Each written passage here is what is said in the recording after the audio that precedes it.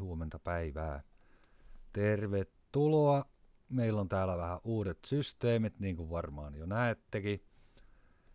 Eli sinne voi liittyä ryhmäpuheluun, jos huvittaa. Linkki on tuolla kuvauskentässä niin sanotusti, josta pääsee kans ja Telegramin haku löytyy.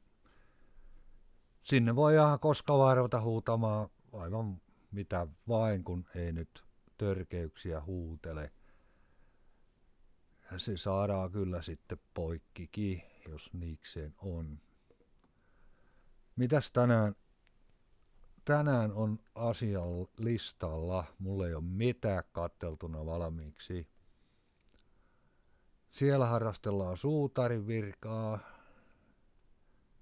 ja lerpahtanutta ilmapallohommelia. Täällä pitäisi kans imuroida, mutta kun tää striiminpito keskeytti sellaiset haaveet vähän niin kuin puolit tahallaan, niin eihän siinä sitten mitään. Pitäisikö meidän pistää tuosta vähän David Lee Ruthia soimaan ja katsotaan mitä löytyy tuolta netin ihmeellisestä maailmasta.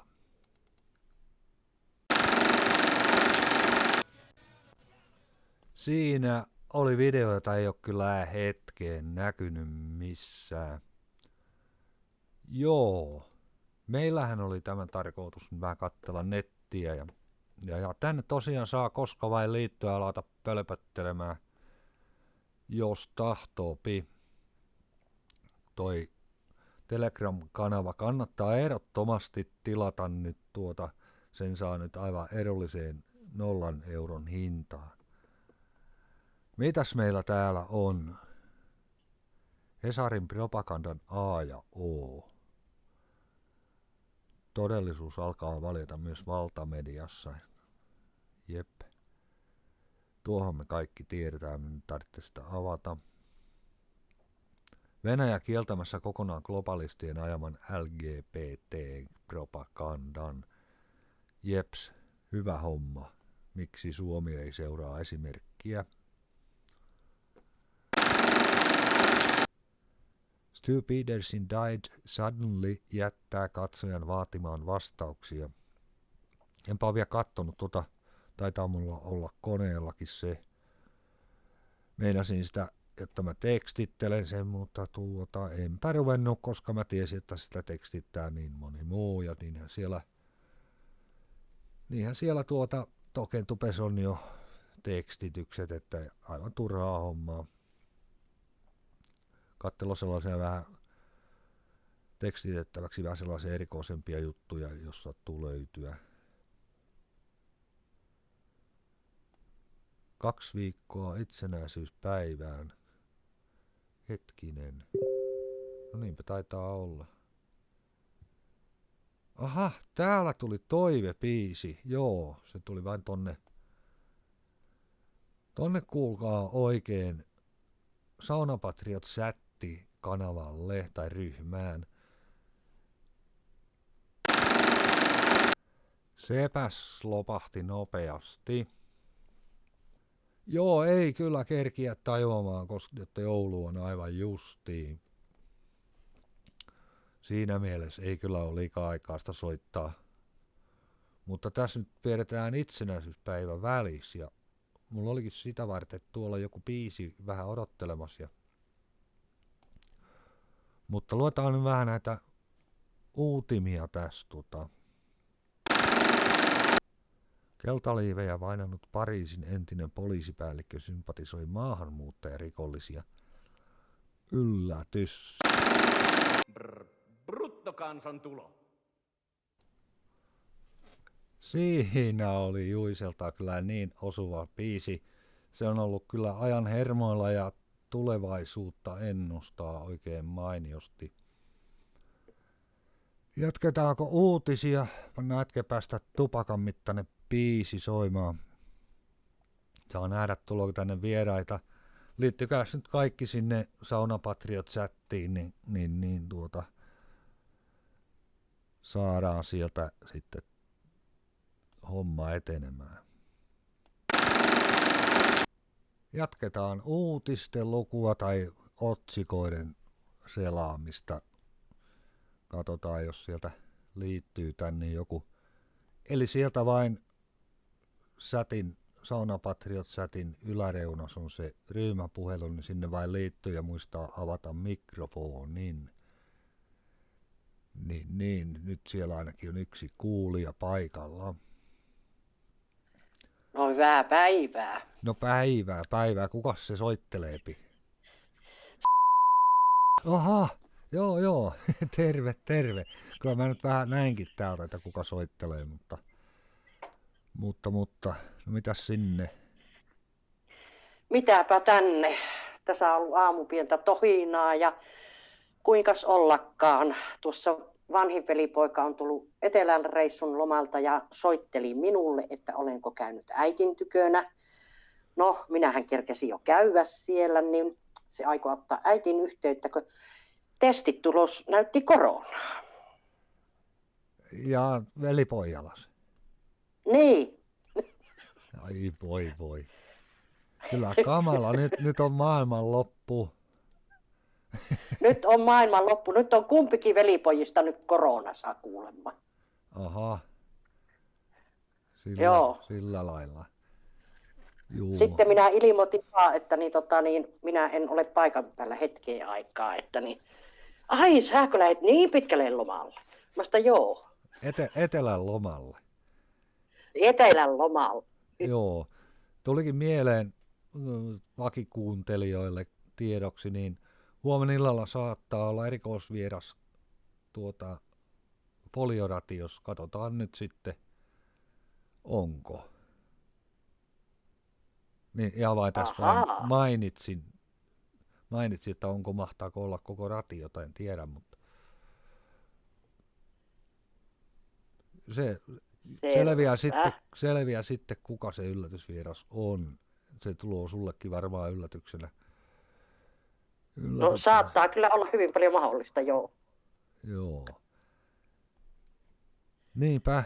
Eikä, että suutarin virkaa äsken piti toimittaa, kun ei ole suutareita enää kaupungissa.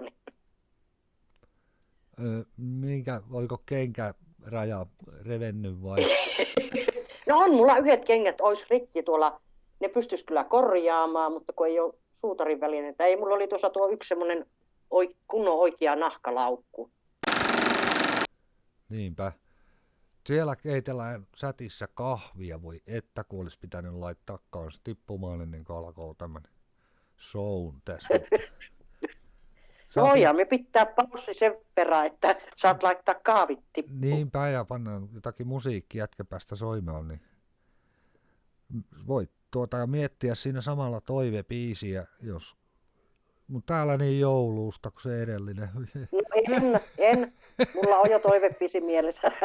Aha, no hyvä. Pitihän se pikkusen niinkö panna vähän niinkö eholle. Joo, ei tuo jouluviikolla tommosia lauluja korkeintaan. Olihan se, no menehän se tietysti vaihteesta niinkin. Ruotsissa on ryhdytty jahtaamaan venäläisvakoojia. No nyt ei ole enää sukellusveneitä, nyt ne on venäläisvakoojia. Sillä lailla. Kyllä se oli se sukellusvene juttu silloin 80-luvulla, kun se oli, niin voi jumalaleissoni, kun sitä sai nauraa, että taas ne siellä jotakin olematonta jahtaa. Joo, ja sitten oli mukaan niin hyvästi kuviakin lehissä ja kirjoituksia, että. Joo, ja uutisessa tuli melkein joka ilta, että kun niitä vaan jahtaili syvyyspommien kanssa. Joo, kyllä tässä kuta useampi sitä hauskempaa, vai kuinka se nyt sanottiinkaan. Että mitä useampi kokki, niin sen parempi soppa. Niin, justiin, niin. Joo. Meidän koekeittiössä tuli tänään vesihauteessa haudutettua ohrapuuroa, ja kyllä oli hyvää, voi pojat. Kyllä mä oon No niin, kyllä varmana mä on. oon niin saakeli hyvä kokki, että ei uskoosi.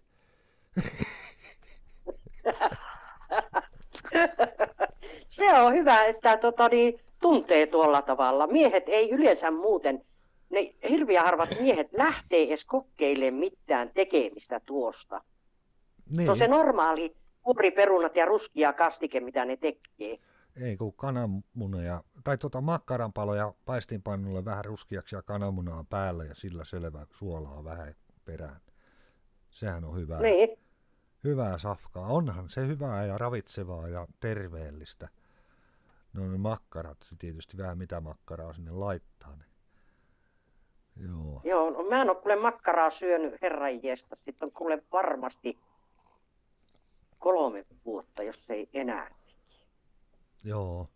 Joo, mä sain hirvenlihamakkaraa Voi, oi, oi. pätkän tuossa. Ja olihan se hyvä. Tää on mulla vieläkin sitä muutama siivu tuolla jääkaapissa. Pitäisikin varmaan pikoin syödä, ettei mene vanhaksi.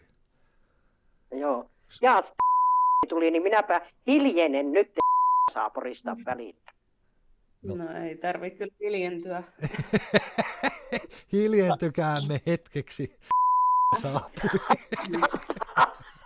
Hiljaisen hetken poika. Joo. Ei oikein aivoissa liiku mitään, nimittäin ei kannata liikaa hiljentyä. Minä söin viikonloppuna makkaraa. En yleensä kanssa syö, mutta oli tuonut tuonne miekkariin jotain vähän erikoisempia makkaroita ja sitten sillä oli grilli siinä, niin grillattiin ja syötiin. No niin, joo. Onneksi sillä oli se grilli, sillä oli nyt aivan uskomattoman kylmä. Siis ihan älyttömän kylmä oli Helsingissä. Satoi vielä sellaista jäätä, että mulla oli pää täynnä noita, siis mikä se sanoo, jääpuikkoja, sellaista ihmeellistä niin kuin alijäähtynyttä vettä. Karseekeli. Oli taas joku taikonut vissiin sinne miekkariin ja parten oikein mukavan. Mutta onneksi oli se grilli, niin pysyi jotenkin elävien kirjoissa siinä. Joo, se on kun lämmitellessä. pakkaasella sataasta vettä, niin kuin tässä eilen toissapäivänä, koska se oli. Eilen se oli, kun mä lähdin kaupalla käymään kylmällä autolla ja 4 astetta pakkasta näytti auton mittari. Joo, mä lähdin sen, melkein piti pysähtyä matkalla, kun se jäätyi siihen tuulilasiin. En nähnyt yhtään mitään. No, Pesunesteellä vähän sai sulamaan sitä sitten. Mutta se on kylmä keli, kun on semmoinen. on ja Helsingissä vielä se merituuli siihen päälle. Niin Nam, nam. Joo, niin, minä joka kävin yhden nyt soluun kyllä. Joo, minä kävin tuossa joku aika sitten tuolla kaupungilla, niin kyllä täytyy sanoa, että melkein olisi saanut olla kunnon rukkaset kädessä, semmoiset kunnon, missä on kunnon karva sisällä, kun niin tuntuu, että on niin pureva vinkka, että niin tuntuu, että se tosiaankin se purreutuu oikein tuonne luihin ja ytimiin. Kyllä. Ja varsinkin kun mä pyörällä menin, niin se ottaa pyörän kyyvissä ottaa vielä herkemmin. Niin, ottaa kyllä. Mäkin menin silloin, kun sinne miekkariin aamulla. Mun piti jo 7 jälkeen lähteä tästä kotoa. Niin sitten pyörällä menin, niin no pelkkää alamäkeä vielä, niin oli kyllä kohtalaisen kylmä, kun pääsi tuonne perille. Mutta sitten olikin kyllä lämmin, kun yöllä tuli takaisin, kun pelkkää ylämäkeä. Näin, mutta tosiaan silloin, kun tulin sieltä Helsingistä yöllä, niin näin semmoisen. No ensin taivaalle ilmestynyt oli jossain Lahden kohdalla 2 sellaista niin kuin valopylvästä tavallaan tuli alaspäin. Ne liikkui hitaasti ja sinne leimahti pari kertaa ja sinne ne jäi sitten Lahteen. Ja sitten matka jatkuu takaisin tänne päin ja taivaalle ilmestyi niin kuin koko näkökentän leveydeltä sellaisia yksittäisiä valoja, jotka liikkuu nopeasti. Se näytti tavallaan vähän niin kuin revontulilta, mutta ei kuitenkaan ole semmoisia yksittäisiä sinertäviä valoja. Sitten ne muodosti semmoisen yhden pitkän viivan, mikä meni taivaan rantaan ja vähän niin kuin särisi ja hävisi. Ja sitten meni jokunen hetki, niin taivaalle ilmestyi, jos olette katsonut sen pykärin, sen videon, sen taivaalla tapahtuu, missä näkyy se pyörivä lautanen. Niin semmoinen ilmestyi siihen ja se näkyy vaikka kuinka pitkään, sitten se lopulta jäi sinne niin kuin, vasemmalle puolelle, mutta se oli niin kuin pakosti todella korkealla, koska se näkyy vaikka kuinka kauan ja se oli hetken silleen niin kuin kylellään ja sitten se nousi silleen pystyyn. Ja sinne se jäi ja siinä mun vieressä toisella puolella istui 2 jotain miestä ja nekin katsoi, että mikä hemmetti. Mä ajattelin, että yritänkö kuvata, kun se oli niin iso ja semmoinen selkeä, että olisit saanut kuvattua, mutta sitten mä ajattelin, että no antaa olla, että mä mieluummin katson itse, että en ala. Enpä tiedä mikä oli, mutta en ole ikinä noin iso juttua Vau, taivaalla nähnyt. Tosi mahtavaa. Mä ainakin toivon, että mahtavaa. mä näkisin jotakin tommosta, mutta eipä vain osu kohdalle ikinä. Ja se on justiin sitten se kuvaamisen aloittaminen, niin saat sen kameran siihen hollille, niin Niin. sitten se onkin jo mennyt ja missasit koko jutun. Ja Jep. Mieluummin sitä sitten katsoo itse. niin, ja Koska sen, muuten ei Joo, saa niin on. kameraa eikä näe itse mitään. Pitäisi olla aina joku kamera otassa tyyliin, kun liikkuu jossain. No mähän näin täällä kans kuule, niin tässä, mikähän ilta, se oli myöhään illalla. Kävin tuolla ulkona kahtomassa ja tähtiä ja niin, no minä olen ristinyt sen kolmoseksi sen, kato se, missä on tuolla taivaalla niitä tähtiä. Se on 3 numeron näköinen. Niin siinä välissä jossakin, niin siinä välähti ensinnä semmoinen kirkas, iso, ja sitten se sammu. Eikö ennen sitä meni kuule niin tuo semmoinen niin tähän näköinen, ja se meni siksakkia ees takaisin tuolla taivaalla. Ja niin se ei ollenkaan muuttanut sitä himmiämmälle ja kirkkaammalle, vaan se oli koko ajan kirkas ja sen näki ihan selvästi, silmillä näki sen tuonne taivaalle. Niin kohta sen jälkeen tuli se valovälähys, melko iso valovälähys. Ja sen jälkeen tuli sitten himmiämmällä tuli se toinen juttu sieltä. Ja mä huomasin senkin omilla silmillä, että se oli kuitenkin sen verran sen näki, että sen huomasi, kun se tuli sieltä. Ja sitten sen jälkeen näkyy 2 muutakin välähystä sitten tuossa vähän eri kohdassa. Joo. Mäkin olen nähnyt noita välähyksiä jonkun verran. Joskus, milloinkohan mä niitä aloin näkemään tyyliin 2 vuotta sitten, niin näki aina silleen välähyksenä jossain silmäkulmassa ja sitten ajattelin, no ei sillä ehkä mitään, kun näyttää niin kuin salaman valo räpsähtäisi silleen. Mutta sitten kun niitä ei kerran kunnolla näkemään, niin ajattelin, että ehkä vaan silmissä välkkää, mutta nyt kun on niitä katsellut tarkemmin, niin niitä kyllä ilmestyy tonne aina. Ei, joka yö ei ole näkynyt, mutta hyvin usein, jos on tähtikirkas taivas, niin on noita tämmöisiä välkähyksiä. Mikähän hemmetti siellä oikeasti välkkää? En tiedä. Minä... Olisiko meidän ystävät, jotka väläkyttelee, että me ollaan täällä, hello? Toivottavasti, ja saisi tulla vähän lähemmäksikin välikyttelemään. Sais, joo. Kyllä. Ja hakemaan ainakin meikäläisen pois, jotta mä pyyhkeen haluan joukkoon ja sitten mennään. Minäkin. Minä olen valmis lähtemään. Jade vaan mukaan ja sille semmoinen pieni akvaariopallo päähän ja menoksi. Joo. Joo, 60-luvun piirretty tyyliin se pallo päähän. Ja... Kyllä. Näin aivan ihmeellistä unta viime yönä, että... Mulla on ollut tässä nyt muutaman kerran semmoinen jännä juttu, että mä illalla kun nukkumaan menin, mä teen sen musiikkimeditaation ja se ei aina tule, mutta aina silloin tällöin tulee, niin mulle yrittää, se näyttäytyy niin mun silmissä, kun mä paan silmät kiinni, niin semmoinen niin noita-akan näköinen ihminen. Ja ne vaihtelee ne naaman ilmeet. Ja sitten mä rupesin miettimään, että hetkinen, mäpä kokeilen yhden jutun. Niin mä pyysin suojausta itselle. Niin tiedätkö sä, ne sen jälkeen häipy. Niitä ei sitten tullut enää. Joo, mullekin tuli yhdessä vaiheessa semmoinen noita-akan näköinen naama ja silleen, että se tuijottaa tavallaan aika läheltä. Joo. Näin montakin kertaa, mutta nyt ei ole onneksi hetkeä ollut. Se ei ollut mitenkään mukavan näköinen. Joo. Niin se oli jännä kyllä, että niin mä ajattelin, että mä kokeilen sen suojausjutun nyt, että pitääkö se paikkansa, niin ainakin se minun kohdalla piti. Jep. Pitäisi itsekin jaksaa sitä useammin, mutta mä oon aina vähän silleen takki auki ja sitten sen huomaa, kun tuleekin joku huono olo yhtäkkiä. Pitää kokeilla tuota suojaushommaa itsekin. Kyllä se kannattaa kokeilla, ainakin se mulla on tehonnut. Mitenkä se toimii, kuinka sitä pyydetään? No, Sä voit pyytää sen ihan niin kuin omilla sanoilla. Mä esimerkiksi pyydän sillain, että, että pyydän suojausta energiakenttää niin sisälle kuin ulos, että pahat henget ei pääsisi kiinni minuun. Just. ja totta kai se toimii parhaiten silleen, kun on meditatiivisessa tilassa eikä niin on. päivätietoisuudessa.